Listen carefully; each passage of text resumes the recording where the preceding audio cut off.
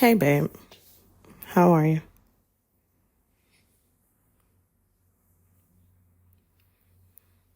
Today was another productive day.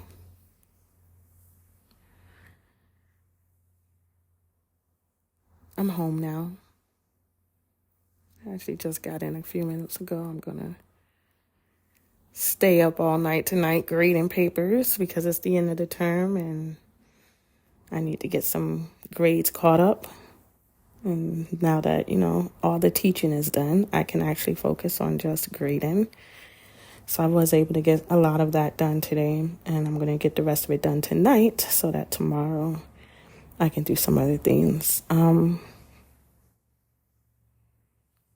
don't know. I just feel kind of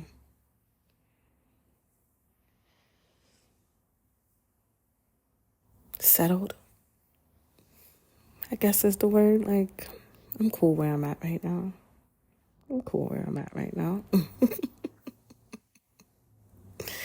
I saw this Instagram post of these grandparents, and the grandparents were on the father's side of the children.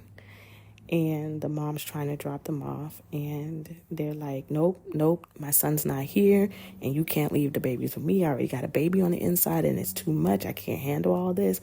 I got health issues. I can't do this. You can't do this to me. You can't do this to me. Their father will pick them up when he can. You don't like that, then you got to deal with that. You got to deal with him because these aren't my children. That's it. That's your problem. So you got to go. They can't stay here. They can't stay. Bye, babies. And they turn the babies away.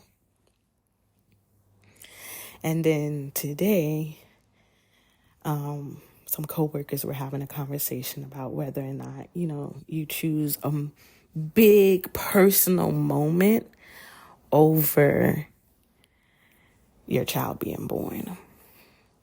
Like if you had a chance to accomplish one of the greatest things in the world, would you give that up to see your baby born?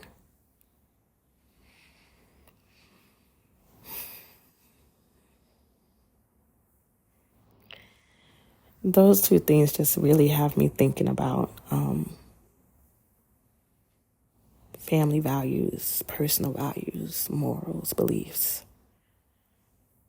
And I know that for me, my kids always came first. Always came first. And now I'm finally trying to teach myself to put me first because, they're entering adulthood and I need to step back. I need to allow them to be adults and encourage them to be adults and help them be independent and strong and able to be on their own, even though, I'm going to be right there. Still, they need to be able to be on their own. And so I'm trying to learn to take care of me more, to be more about me. And I think that decision comes so much easier for men than women. And I might be wrong about that, but I really believe that for a man, their child, their wife is optional. And for a woman, the man is not an option. The child is not an option. They're a requirement and they're a priority. And I think it just comes naturally for women to just say, no, my family needs me. And to just give up everything, give up all of ourselves, all of our sanity, all of our strength, all of our health to other individuals is just like natural. Whereas for men, it just comes natural for them to just take care of self, like preserving themselves makes them stronger somehow or something. I don't know. I don't know. I just feel like it's so bonkers, but at the same time, I kind of understand because it's yin and yang, right? It's opposites, right? So the female thinks one way, the male feels another way, and then together you have a complete whole that's supposed to balance each other out, right? Which is pretty cool. I really think if, we were able to actually do that with one another. Because I think that even though we are meant to balance each other out, so like what's priority to the woman is not going to be priority to the man because both things need to be important. Yourself needs to be important, but your family needs to be important as well. And so you're supposed to give and take a little here and there so that in the end, in the grand scheme of things, the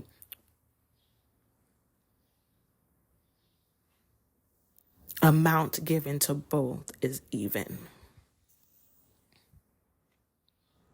But I think we live in a society that has created so many boundaries between couples, so many hurdles for couples that it's like almost impossible to find that balance, because it's either fend for yourself or carry everybody on your back.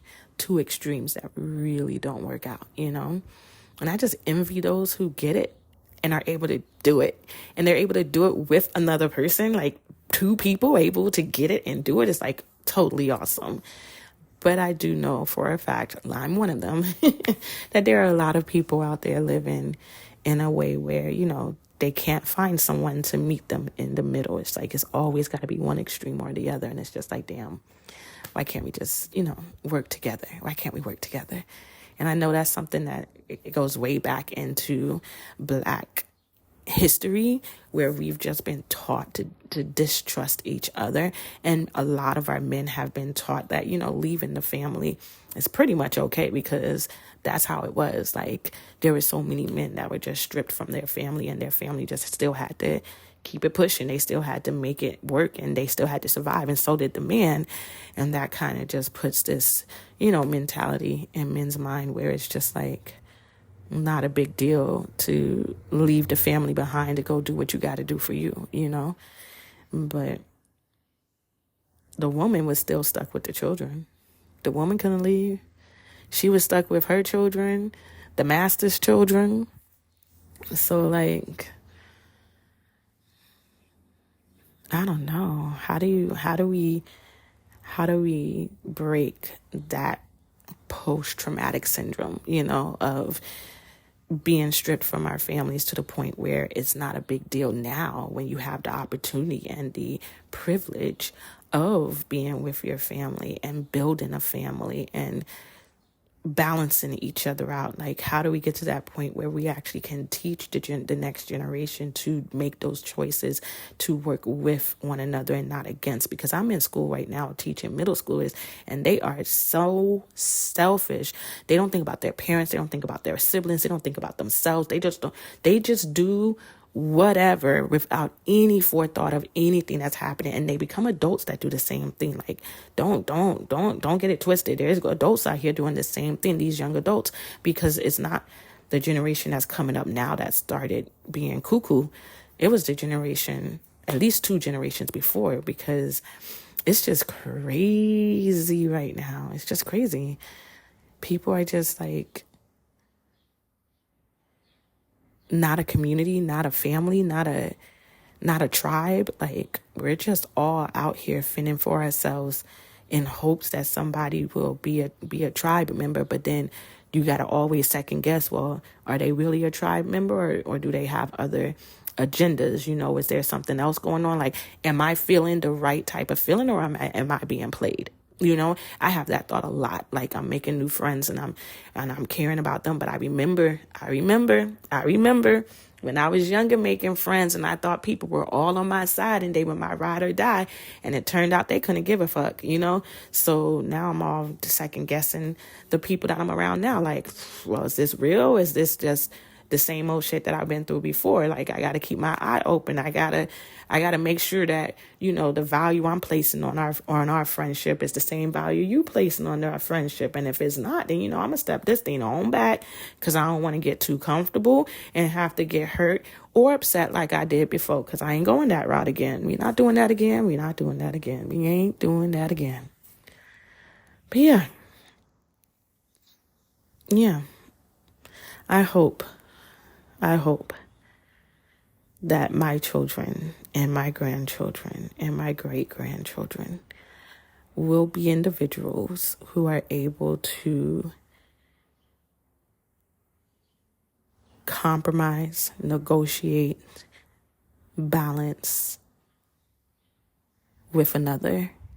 And I pray that they find someone who is taught to do the same with them and not take advantage and not break them and not hurt them and not try to use them, but to actually build, balance, and create with them.